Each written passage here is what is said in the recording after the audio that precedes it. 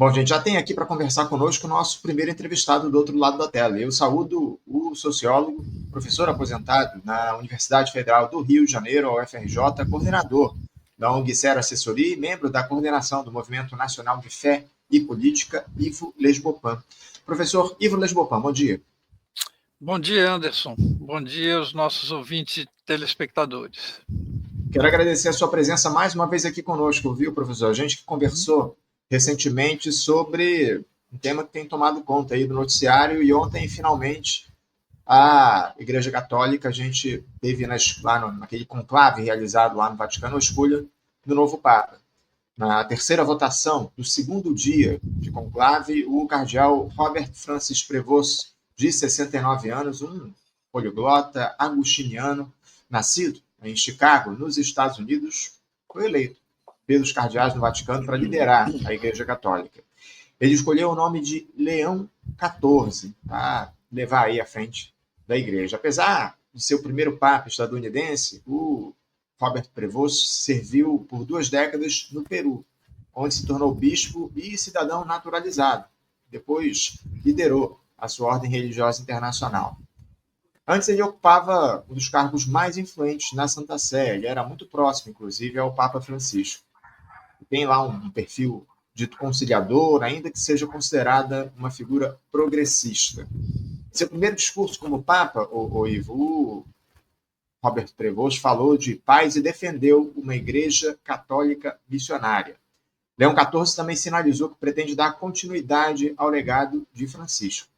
Abre aspas, querendo ser uma igreja sinodal, que avança e busca sempre a paz, a caridade, sempre estar próxima daqueles que sofrem.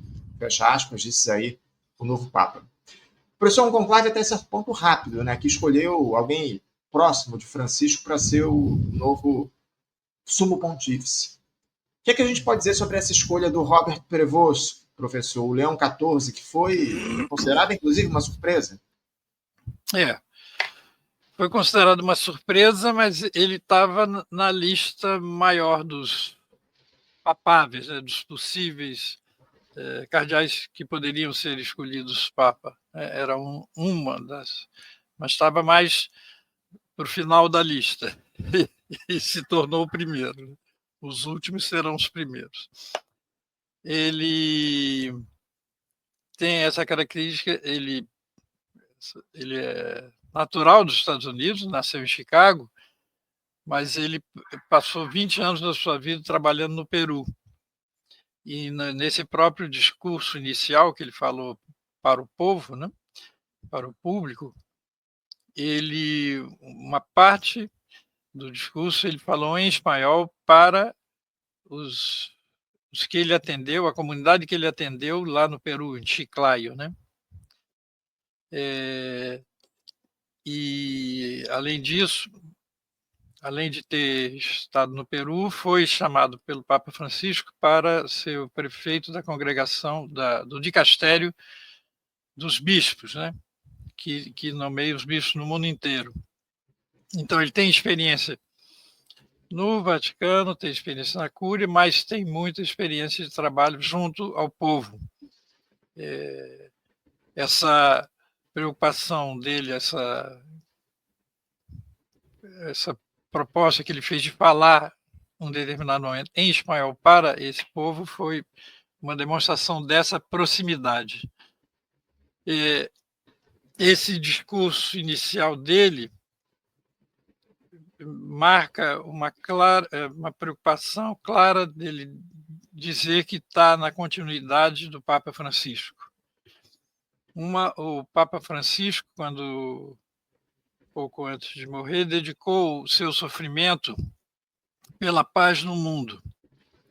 E o Leão XIV começa o seu discurso dizendo: a paz esteja com todos vocês. E é a palavra que mais fala no seu discurso inicial, é a palavra paz. Ele repete a quase cada parágrafo. Depois ele se refere a Jesus Cristo como ponte, e que nós devemos construir pontes. Construir pontes e não muros é um mote frequente do Papa Francisco. Durante toda todo o pontificado dele, ele falou isso, nós devemos ser pontes, construir pontes e diálogo, como o Leão XIV, desculpe, chama a atenção do discurso dele. Em seguida, ele agradece explicitamente, obrigado, Papa Francisco, e refere-se à bênção que Francisco deu ao povo no domingo de Páscoa. Ele retoma, dá continuidade a essa bênção. E isso que você citou do discurso dele, que ele afirma enfaticamente, queremos ser uma igreja sinodal, uma igreja que caminha. Esse sinodal é uma batalha que o Francisco assumiu, o último sínodo que ele realizou, que durou os anos 22, 23 e 24, é o sínodo sobre a sinodalidade. O que significa uma igreja sinodal? Uma igreja que é feita não de cima para baixo, não hierarquicamente, verticalmente, mas horizontalmente, construída por todos os cristãos, todos os católicos, não apenas os bispos, não apenas os padres. Toda a igreja deve participar do processo da igreja. E ele combateu, ao mesmo tempo que ele propunha essa igreja sinodal e pôs a igreja toda durante 3 anos debatendo sobre isso, ele fez inúmeras vezes críticas ao clericalismo, quer dizer, a igreja centrada no padre e no bispo, buscando que a igreja seja mais horizontal, como eu falei anteriormente. Tanto que os setores mais conservadores combatem essa ideia de igreja sinodal, né? E o Papa, portanto, combatiam esse esforço do Papa Francisco de caminhar em direção à sinodalidade. Sínodo quer dizer comunhão, né? Construir em comunhão. Então, a outra elemento que achei chama a atenção, que, sendo ele estadunidense, em nenhum momento ele tenha feito referência aos Estados Unidos no seu discurso inicial. Ele fala para o povo todo, para o povo também que está naquela praça, fala para o povo do Peru, da Diocese de Chiclayo, mas a todos os peruanos, e não faz nenhuma palavra em inglês, né? Você nota que ele está querendo demarcar que ele é um Papa do mundo, não dos Estados Unidos, né? E com uma ligação forte com o Sul global, né? Não vai nesse sentido. Ontem eu estava assistindo uma entrevista de um teólogo, amigo meu, né, Faustino Teixeira, e ele dizia mais uma vez o Espírito Santo nos coloca um Papa do fim do mundo, como dizia o Papa Francisco, que vem da Argentina, e esse vem mais do Peru propriamente do que dos Estados Unidos. É isso, é isso. É importante, né, esse fato dele se, acima de tudo, reconhecer como peruano, né? É uma questão que aproxima ele, inclusive, aqui no nosso continente. Agora, professor, apesar do Robert Prevost, o Leão XIV, ter registrado isso no discurso, é possível mesmo uma continuidade do legado de Francisco, professor? Como é que o senhor vê essa manutenção aí dos avanços que a gente teve na igreja com o Papa Francisco, enfim, inclusive o último Papa que adotou esse nome de Leão, o Leão XIII, ficou marcado pelas reformas na igreja, né? Uhum. A escolha do nome Leão, em continuidade, Leão XIII, né? Ele se tornou agora Leão XIV. Leão XIII é o Papa que inaugura, propriamente dito, a doutrina social da Igreja, com a encíclica Rerum Novarum, que fala das relações trabalhistas. Primeira vez que a Igreja defende os direitos dos trabalhadores, a preocupação com a jornada de trabalho prolongada e as crianças que eram obrigadas a trabalhar naquela época. Então, é uma encíclica feita em defesa dos trabalhadores. Leão XIV está sinalizando que ele quer dar continuidade a essa preocupação social, voltada para os trabalhadores, os mais pobres, os vulneráveis, os migrantes. Nesse sentido, ele assume uma preocupação que era central no pontificado de Francisco, que é a defesa dos migrantes. Essa, inclusive, a razão pela qual não só setores conservadores da Igreja Católica, mas, sobretudo, líderes políticos, né, governantes do mundo, em vários lugares do mundo, se opunham e criticavam Francisco por essa sua defesa dos migrantes. Enquanto que os governantes querem impedir a chegada dos migrantes ou dificultar essa chegada, Francisco põe os migrantes como tendo direito a buscar um lugar melhor para viver, já que nos países dele ou estão em guerra ou estão com problemas causados pelas mudanças climáticas. Isso o Leão XIV tem também isso na sua experiência de vida, de ficar do lado dos migrantes. E alguns já encontraram, né? O Leão XIV ele é atuante em redes sociais, particularmente no X, e ele aí fez críticas à política de deportação de imigrantes do Trump, assim como fez uma crítica ao vice-presidente dos Estados Unidos, Vance, que é católico, por querer hierarquizar as relações de amor. Né? O Vance diria, primeiro se ama a família, depois se ama a comunidade, depois... E o Leão XIV, na sua intervenção no X, disse que você não tem que hierarquizar o amor, é universal. Você não tem um primeiro, segundo. O amor acontece o tempo todo e todos os tempos. E acho que as preocupações básicas, ou as opções básicas do Francisco, que são esse apoio aos migrantes, aos direitos dos migrantes, e a preocupação com os pobres, quer dizer, ele passou o pontificado todo se colocando a serviço dos pobres. Eu acho que isso daí também se percebe na experiência de vida pastoral do Leão XIV, essa preocupação. Então, isso vai ter continuidade. Certamente vai haver atritos entre esse Papa e o atual governante dos Estados Unidos. Né? Vamos ver aí ao longo dos próximos dias, né? O Leão XIV, inclusive nas redes sociais, ele fazia lá as suas declarações, os seus posts aí, questionando medidas, ações, discursos do presidente Donald Trump. Questionou, inclusive, uma fala lá do J.D. Vance, que é o vice do Trump, enfim.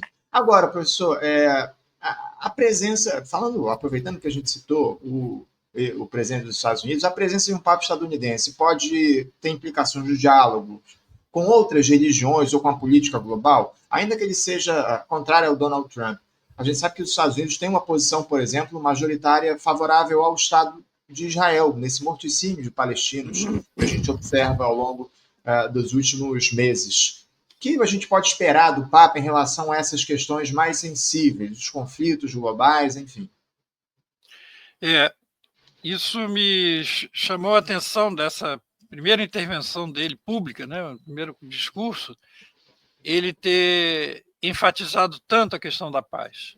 E uma coisa que nos chamou a atenção no pontificado de Francisco, ou nos 12 anos em que ele esteve à frente da igreja, de 2013 até agora, o Francisco foi dos raros líderes mundiais que se colocou explicitamente em defesa do povo palestino, contra o genocídio causado por Israel junto aos palestinos.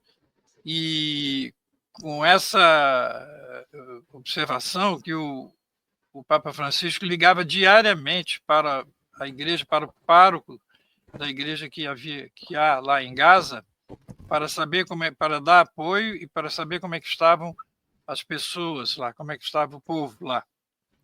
Isso foi frente ao silêncio ensurdecedor dos governantes da Europa e da América do Norte não se posicionarem em relação, não só não se posicionarem, quer dizer, apoiarem como cúmplices desse genocídio, o Papa Francisco foi uma exceção. Houve um ou outro governante que se posicionou, mas os líderes principais não se posicionaram contra o genocídio que está ocorrendo ao vivo, diferentemente dos campos de concentração nazistas, que as pessoas, a grande maioria das pessoas só souberam dos campos de concentração quando eles foram libertados no final da guerra.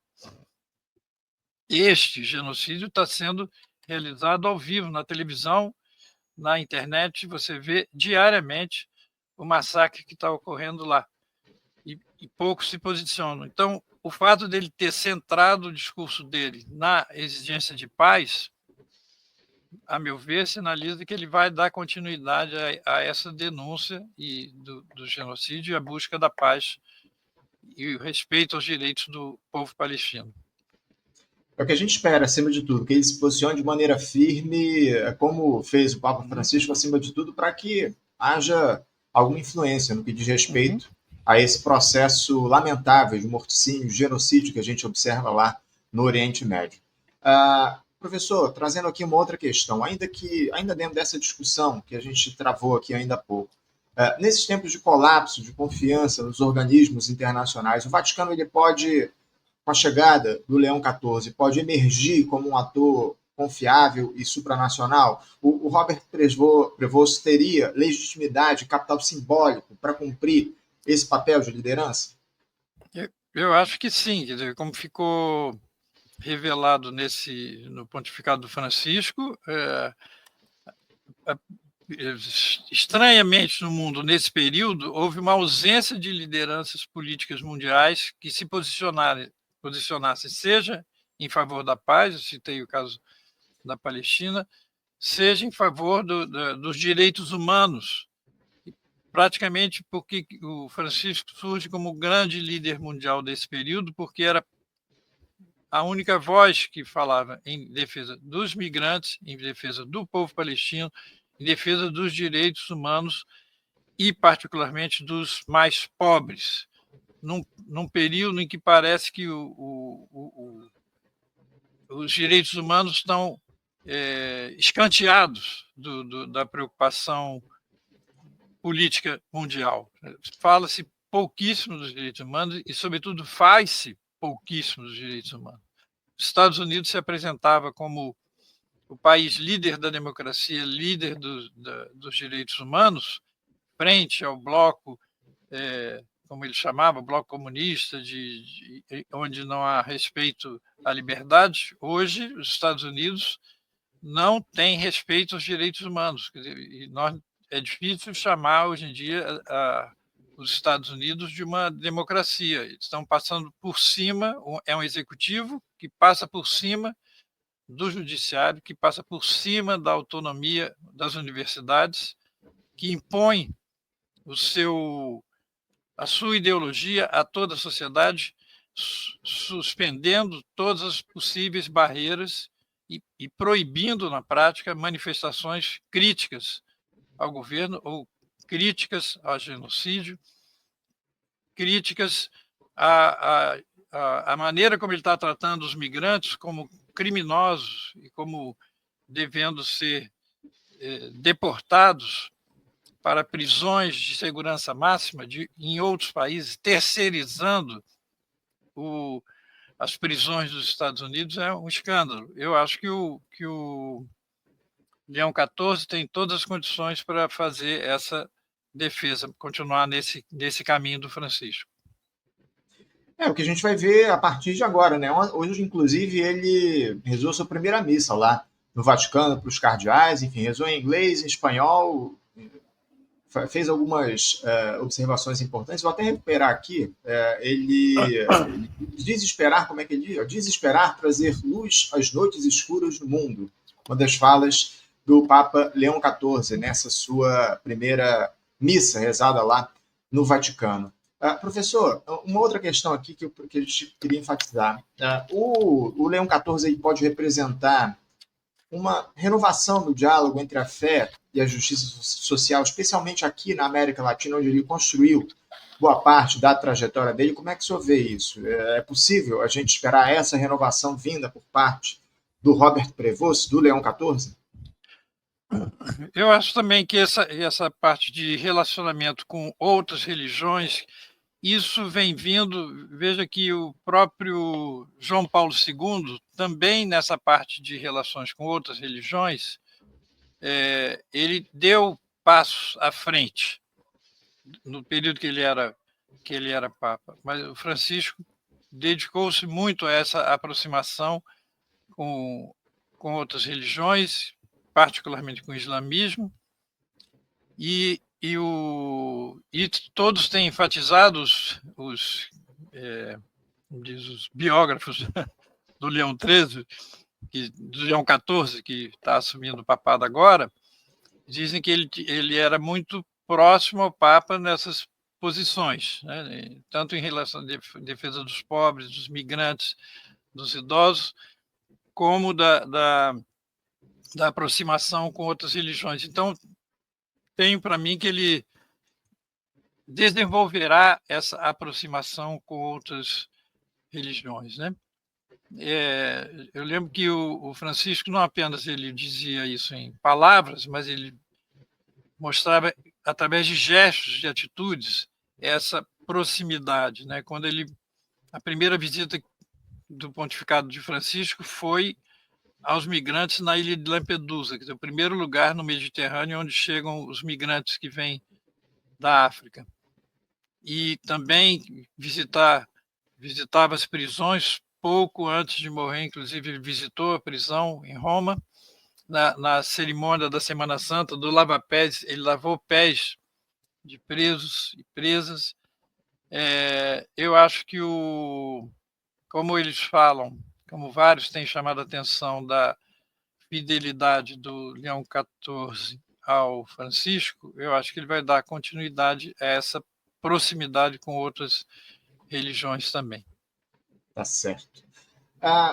Professor Ivo, eu queria trazer uma última questão aqui, agora alguma polêmica aqui envolvendo o Robert Prevost e o Leão XIV, porque saiu aí na imprensa no dia de ontem, isso tomou conta aí do noticiário, de alguma forma veio à tona, isso aí que eu vou colocar na tela, essa acusação que há de que o Robert Prevost teria sido acusado de acobertar abusos. O pontífice é considerado a alternativa equilibrada entre progressistas e conservadores. Mas aí a matéria diz o seguinte: no ano passado, Prevost e seu antecessor em Chicago, Blaise Pupish, foram denunciados por não terem tomado medidas entre as décadas de 1980 e 90 contra 2 agostinianos, posteriormente condenados por abuso. No Peru, Prevost foi acusado por 3 religiosas de ter acobertado a denúncia na qual afirmam ter sofrido abusos sexuais por parte de 2 padres. Professor Ivo, eu queria ouvi-lo a respeito disso, por favor. Como é que o senhor vê esse tipo de acusação? Enfim, isso está no passado? Como é que o senhor avalia isso? E pode ser um problema para o Papa Leão XIV, esse tipo de denúncia? Olha, eu li também poucas horas depois, eu acho que não tinha nem uma hora depois do novo Papa ser anunciado, saiu em algumas redes que eu frequento, saiu essa denúncia de que ele tinha acobertado casos de abuso sexual por parte de 2 padres. Mas na mesma rede alguém disse, não, mas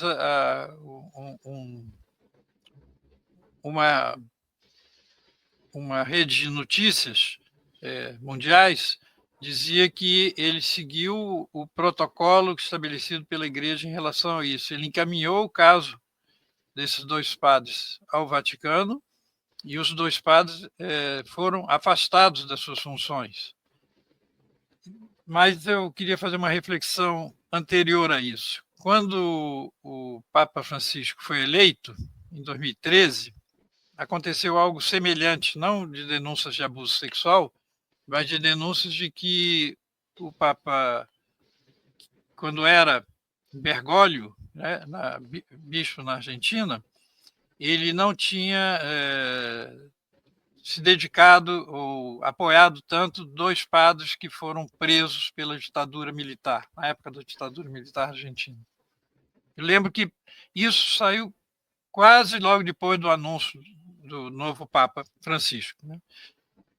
E aí houve todo um debate por parte de setores da Argentina, e eu lembro que um dos nossos conhecidos consultou o Prêmio Nobel da Argentina, estou esquecendo o nome dele agora, Prêmio Nobel da Paz na Argentina, que conhece bem, e ele disse que ele não foi conivente com a ditadura argentina, que ele não tinha sido conivente com a ditadura argentina. E pouco a pouco foi se esclarecendo, enfim, há pessoas na Argentina que não aceitam, né, o Bergoglio, mas a grande maioria dizia que ele não tinha sido um combatente contra a ditadura militar, mas não tinha sido conivente. Me faz pensar que toda vez que algum líder importante, particularmente Papa, né, é eleito, logo vem, né,